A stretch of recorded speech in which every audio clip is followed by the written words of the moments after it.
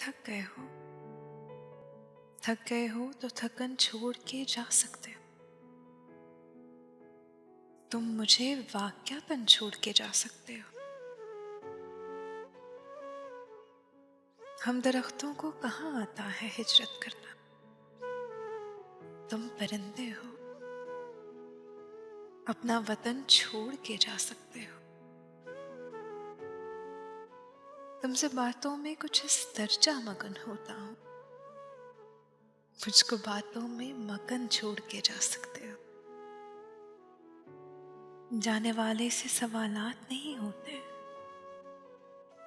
तुम यहाँ अपना बदन छोड़ के जा सकते हो। जाना चाहो तो किसी वक्त भी खुद से बाहर, अपने अंदर की घुटन छोड़ के जा सकते हो।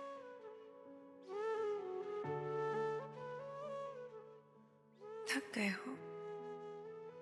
थक गए हो तो थकन छोड़ के जा सकते हो। तुम मुझे वाक्यापन छोड़ के जा सकते हो।